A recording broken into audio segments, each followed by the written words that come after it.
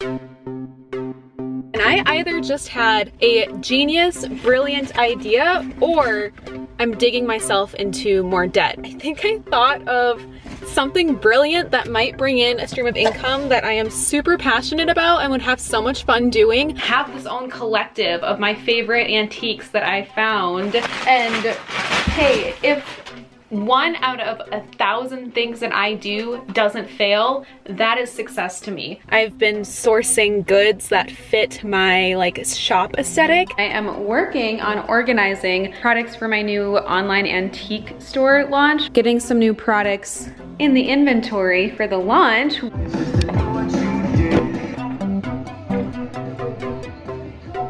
Today, I'm starting to take photos of all of the listings in my new shop. I am using my original first YouTube camera, but it feels really, really good to get those creative juices flowing again and using a camera. I'm taking inventory over here of some items. I created the Instagram page last night, but this is such a fun process. I'm really excited, and it just feels so good to do something I'm passionate about.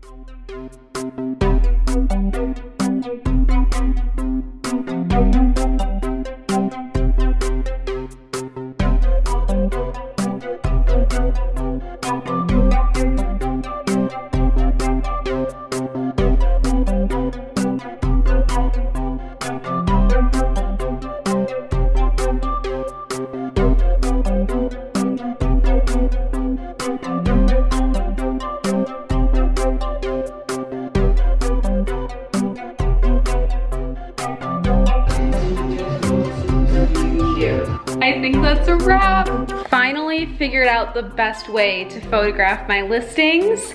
Natural afternoon lighting against warm wood works really, really well. I got all of the photos taken, and I'm just falling back in love with every single item that I have sourced. Also learned a lot about them. Those pink stemmed wine glasses were made in France. Some of these items are not ideal for shipping, so it'd be really nice and convenient if somebody local bought them. But yeah, now I just have to import all the photos and start drafting the Instagram posts of all of them, as well as the actual listings on Etsy. But we are slowly but surely getting there. The logo, banner, profile picture has all been made. I'm really excited.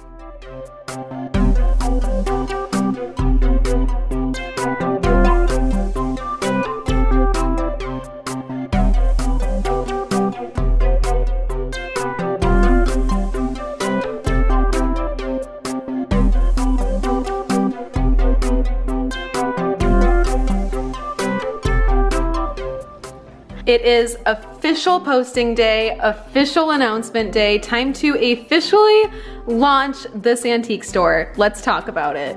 Are you excited? Should we do some sun rolls? I don't even know how to start this, and I don't wanna overthink it. I just wanna do it because I have been overthinking this for the last couple of months, but how do I even start this video? Well, I'm just gonna say it.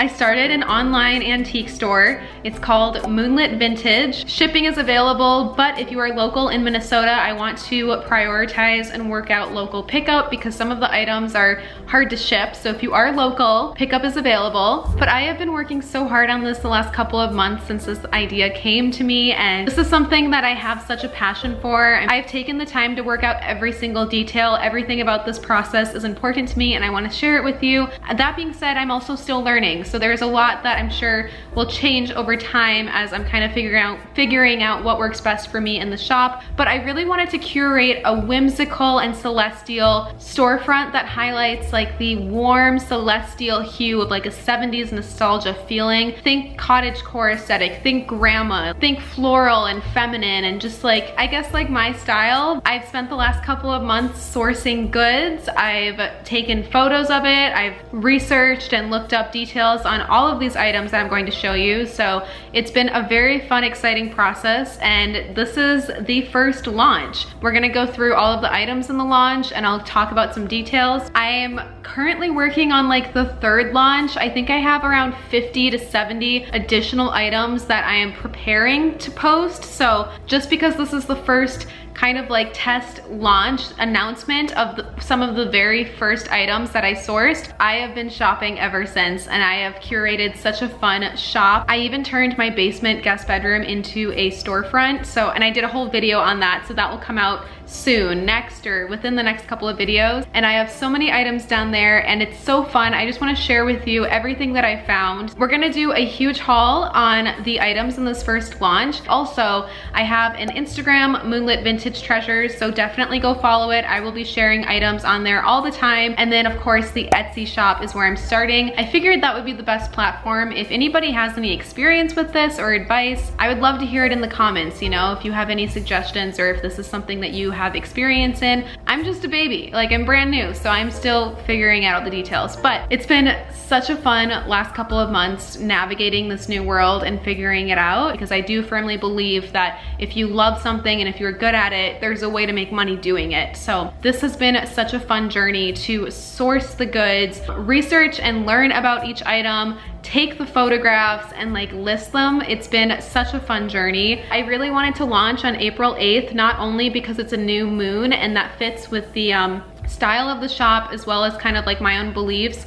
Honoring like the stars in the universe just felt very on brand for me. So Moonlit Vintage, everything in my shop I feel like looks beautiful in that warm night lighting, that moonlight lighting, which is where the name came from. But sticking to my roots and with the name and the brand, I wanted to make sure that I launched on a new moon. Not only is this great for manifesting, but I thought it would be really good luck. And I set that date before realizing that it was also a solar eclipse. So now I have the moonlit part in it, as well as the sun, which is in the logo. So it feels so divine and so special launching on this solar eclipse, just like a little bit of good luck put out into the universe with that. This is something I'm really proud of, and this is something that I think I'm just going to get better with over time once I learn what's working and what's not. You know, I've invested a lot of money into this time, and hopefully this summer I can even do some pop-ups at like vintage markets or festivals. There's a lot of events like that in Minneapolis. If I get everything together and,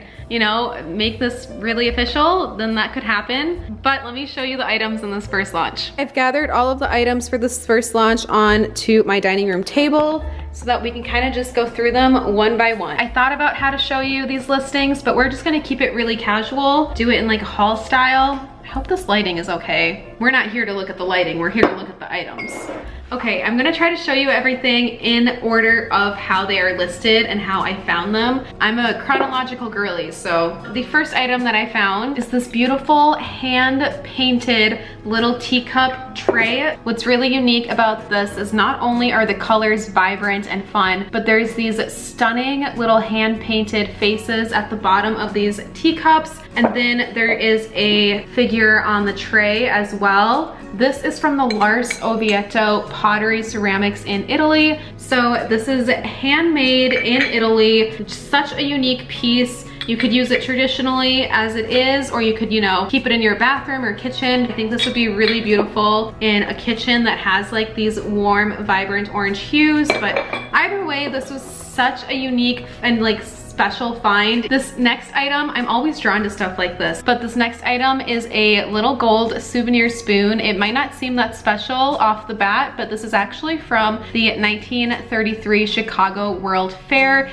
This was at the time during the Great Depression, as well as like industrialism, where there was this really big innovative push in the industrialism here in the US, and this World Fair really highlighted that. A lot of people that attended this fair left with little souvenirs such as this gold spoon. It is engraved at the top with all of the details, as well as marked on the back. I love historic stuff like this. I think it's so cool, not to mention like just the age and the history of this. It's so unique, and I cannot believe that this is like in my hands and that somebody bought this in 1933. Like, thinking about history like that always gets me so excited. I mean, that must be why I love all these items and purchase them, because of the history that they all carry. This next item I'm gonna get up to show you because it's too big. So if you are local in Minnesota and you wanna pick this up so that I don't have to figure out shipping, that would be amazing. But I have this vintage inspired looking little miniature grandfather clock. This reminds me of the clock in Beauty and the Beast. This is in wonderful condition. The back opens up to access the clock. It's got the working pendulum. It's working, like that is the accurate time right now. I think this is perfect for somebody with not a lot of space in their home, but still wants that like grand feeling of a grandfather clock. I'm picturing books, plants, like this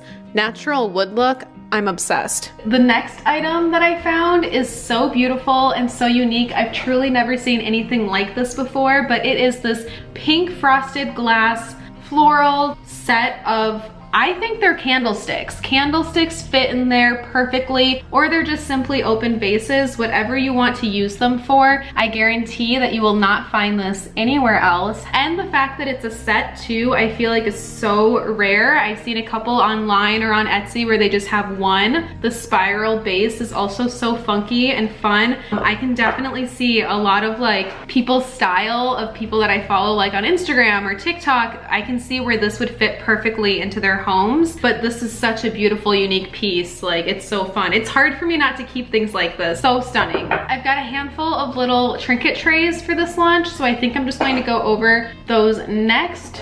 We have this little floral trinket tray. What's really unique about this one is the perforated sides of all these holes, but it's got a gold trim around it and flowers in the center. This is an early 1900 Bavaria porcelain trinket tray, and she is beautiful. I also have this vintage floral bone china moon tray, and this one dates back to around the 1890s to about 1914. That's when the logo that is on the back was being used. Stunning condition. I love the florals in the center, and I love the shape of this as well, that little crescent moon shape. I have so many trinket trays around my home. There's just so many uses for it. This next tray is so cute. It's a Jeanette pink depression floral, 3-tier, almost like clover pink glass tray. I love the little design in the center as well as the leaf right here. This is literally perfect for like earrings, bracelets, necklaces, for like a bathroom or dresser jewelry. Again, trays are just used, have so many uses, but I love that this one has little separations and that it's a beautiful little clover, like floral, feminine, fun. I love all these little trays. I did find one crystal for this launch. We've got this onyx egg. It's got very unique coloring, but I love how dark the onyx is on that side, lighter on this side. Onyx is also such a great crystal to have in the home, so this will be available as well. This next item is so exciting and rare to come by in a set, but I somehow found all 4 of them together. It is this 1947 Barlett Collins glass bowl set. So there's 4 bowls here. Each is in amazing condition, no seen chips or cracks or anything. Each bowl has a little gold rim on the top. All of them have this little frosted grapevine design around the sides. So we've got the 2 smaller bowls here, as well as this medium-sized one, and then this largest bowl. And what's really beautiful about this largest bowl, I mean, not only do they all fit nicely into each other for storage, but this large bowl also has this design on the base as well. So there's some divots here. Stunning, beautiful. I saw sets like this going for over $100 on eBay. I'm not going to list it that high, but it is such a rare find to find all 4 of them still together. And I'm just picturing the beauty of this back in like the 40s and 50s, like during its time to shine. I'm really honored that they are still all here and in great condition. I can't believe I haven't talked about these next ones yet, but I know my girlies are gonna love this. I've got this 2-set pink stemmed wine glasses that were made in France. So there is a small mark on the bottom that says made in France. So we've got little French wine glasses with pink stems. I love the aesthetic and look of this. I love colored wine glasses, but I also love just the subtleness of how it's the bottom part and then the top is still. Imagine rosé in these pink stemmed wine glasses this summer. I mean, it matches my shirt. It's hard not to keep everything, because now that I'm talking about everything, I'm like, oh my God, I can imagine that. I want to keep it, but no, I've got to list it. I've got to have a business going. But yeah, this will be a beautiful set for the summer. This next item, I don't even know how to show you, but she is so whimsical and so fun. And if you have like a sunroom, an indoor porch, or a kitchen with an open window, this one is for you. I'm talking about it first because it's loud and I just want to be able to tell you. I'm gonna tell you and then show you. This is a 2001 ceramic, handmade, hand-painted Pear Palace whimsical wind chime tea tree light. Just.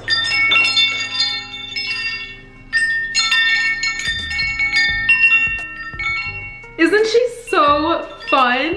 There's even a little pear down here. Okay, I'm gonna hold her for a second. But this is the Pear Palace. So unique, so funky, so whimsical. There's an opening, oops, go back. There's an opening in the back for a little candle. So imagine this in the evening all lit up like it's somebody's little home. I will say the one thing that I noticed when I purchased this is the top is missing a stem. It's not a noticeable chip, but you can see the stem has fallen off. Honestly, I didn't notice for weeks, but the artist is Heather Goldmink. She signed it on the side and this is dated 2001. So it is a newer modern piece, but still technically considered vintage because anything over 20 years is now vintage. The fact that 2001 was 20 years ago, over 20 years ago, baffling. But this is such a fun, funky find. I'd recommend keeping it somewhere inside though. Definitely not like an outdoor wind chime, more of like an indoor porch, or gosh, if I had a kitchen with a window, I would keep it, but I don't. So I just know that will look so fun in somebody's home, like somebody who has that whimsical, funky style to die for. We also have this beautiful vintage hand-painted wildflower little bowl. It reminds me of kind of like a baking dish. This was hand painted, made in Japan. Imagine putting actual wildflowers in this, or you know, some baked goods to give to somebody. Oh my gosh, like a little like, oh, I made us banana whatever blah blah blah for book club, here you go. It's so cute, perfect for spring. It's beautiful. I really love that. This next set is stunning. The pattern is called Open Rose, and it's this beautiful, rare Anchor Hawking Mayfair teacup and saucer set. So it is this like light pink glass with this stunning detail of roses all over the teacups. I have 4 teacups here, and then 6 little saucer plates, and the saucer plates also have such stunning details. This is such a beautiful full teacup set. It's also just in great condition, so definitely something to be valued and treasured. I almost forgot about these trays, but I have these 1980s vintage frosted blue glass little floral trays. So I've got 5 of these available, just little trinket trays, but I love the color of this and I love the feeling. It's like that matte glass, but yeah, I have 5 available. I think these are so cute. And again, trays just have so many different uses for them. Speaking of blues, the only other blue things that I have for this launch is these little Holland ceramic milk and creamer sets. They're both in excellent condition. Got that one. That's what they look like. Got the marking on the bottom. So cute. I love all of the little painted blue Holland ceramics that you see at like antique stores. And then the final item for this launch that we have is this little yellow hand-painted pepper shaker with Knott's Berry Farm in Buena Park, California on it. This is a functional little salt or pepper shaker. It still has cover for the bottom, but I think this would look so cute in somebody's kitchen. I love the coloring. I love the like 70s nostalgic feeling, but that is everything that I have for this first launch. Just starting light here. Like I mentioned, I have so many more items. I have the second launch all picked out, ready to go. I've got items for a third launch. I think together that is about 50 to 60 items, and I'm gathering things for the fourth launch right now too. So the items, the sourcing, it never stops. So exciting. If you saw anything that you thought would be a great gift or that you liked, definitely check it out. Everything available is linked on my Etsy store, but this is just the beginning. And if you didn't see anything that you liked for this launch, you can still follow the Etsy shop so that if I ever post anything that you do fall in love with, you will see it right away. I'm just so excited. Definitely follow the Instagram, follow the Etsy store, and be on the lookout for launch number 2. I'll do another video highlighting the items in that. But for the first launch, I'm pumped. It's happening. Moonlit Vintage is here. This is a very exciting new beginning. So thank you so much for your support. Even if it was just watching this video, I appreciate it. Go follow the Etsy shop, follow the Instagram, and I will let you know very soon what is in launch number 2. Again, if you are in Minnesota, local pickup would be amazing, but you know, I'm gonna navigate shipping, I'm gonna figure it all out, learn as you go type of process. I'm already prepping launch number 2, so you'll see those items soon, but it's so exciting. Okay, definitely go check out the shop. Bye!